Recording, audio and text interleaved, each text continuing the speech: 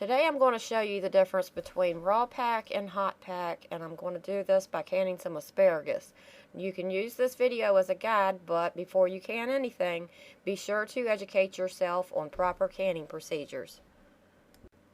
The first thing I did was wash the asparagus, then I removed the tough end of the stem and cut it into bite-sized pieces.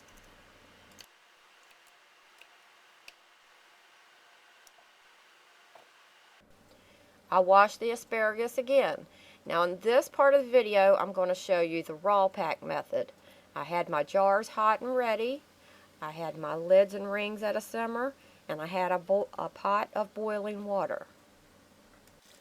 I took a hot jar and I filled it with the raw asparagus. Now even with the raw pack method, you are supposed to use hot jars and hot liquid.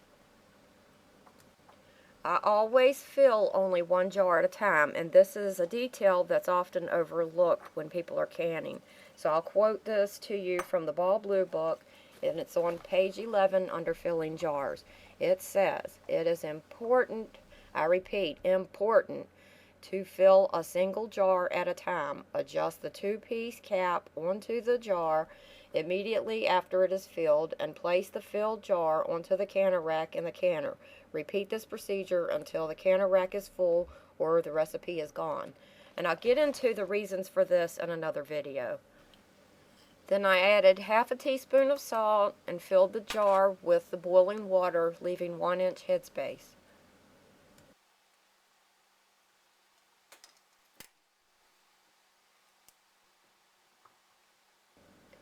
Then I removed the air bubbles. I wiped the rim of the jar clean. I added a lid and a ring, and I tightened the lid securely. Then I set the jar in the canner pot to stay hot until all of the jars were full.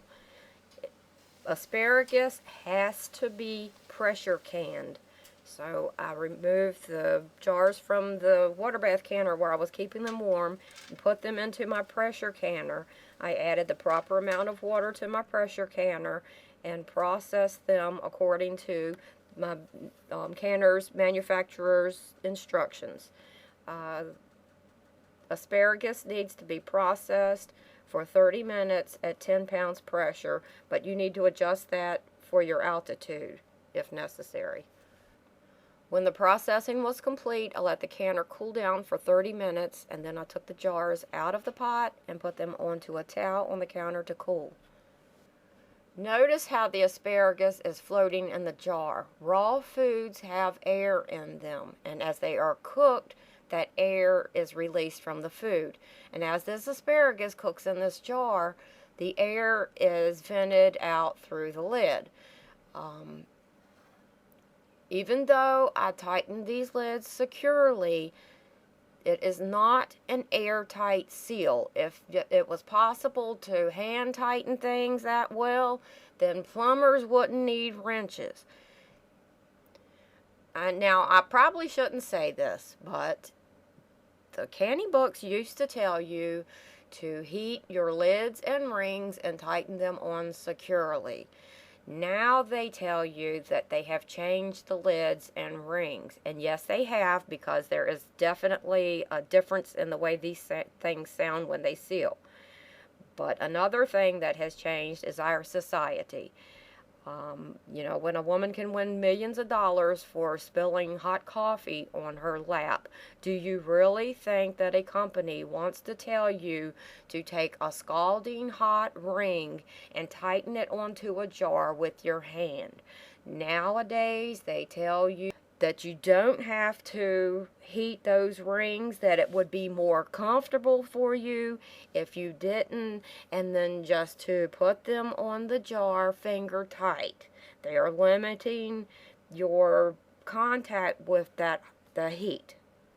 If the jar doesn't seal with that finger tight lid, then you can just reprocess the jar and use another lid. Sounds like a win-win to me. Now, since this asparagus was canned raw pack, and it still has the air in it.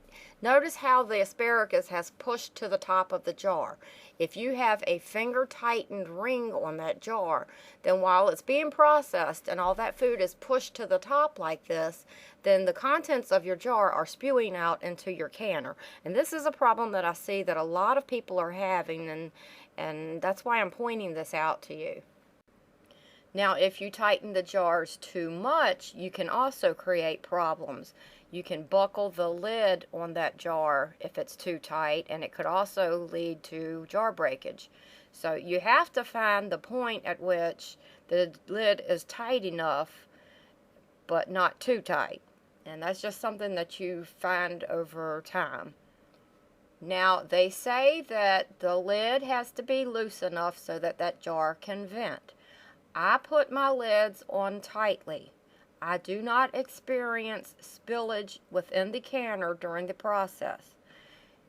Once the jars are removed from the canner and they have cooled down and everything is gone to a contracted cold state, you can almost knock those rings off that jar with a feather.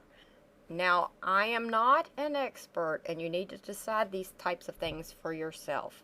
But it's my thinking that there is a period of time between the time when that lid is on tightly and when it cools and becomes loose, that lid is able to vent.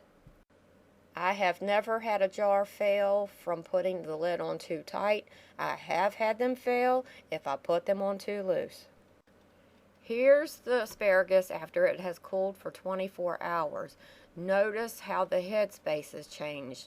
The air that was formerly in that asparagus is now in the top of that jar.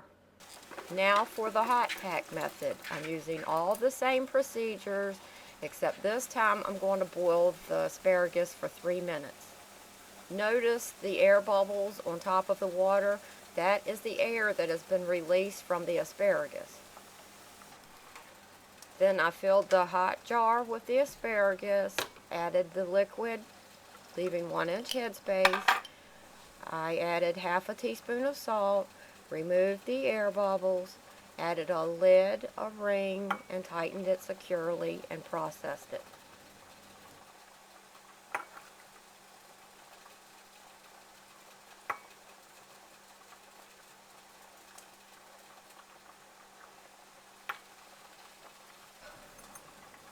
Notice how there's hardly any air bubbles in this asparagus compared to the raw pack. It's because the air has been cooked out of the asparagus.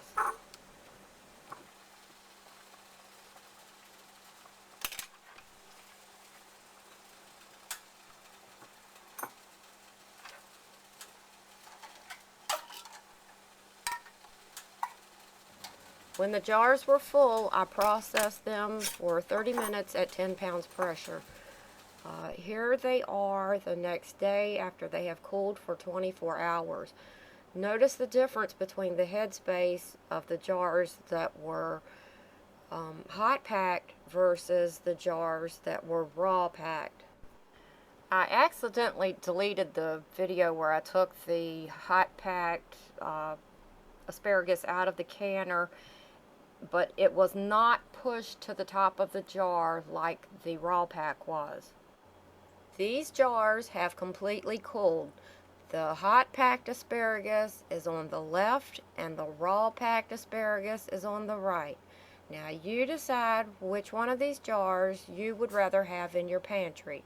And this difference applies not only to asparagus, but to all foods that you can, whether it's a vegetable or a meat or anything.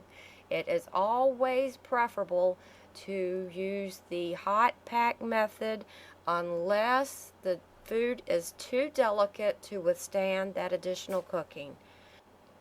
Time-wise, it only took me an extra 3 minutes to hot pack that food, and in my opinion, it's worth it. Hope it helps.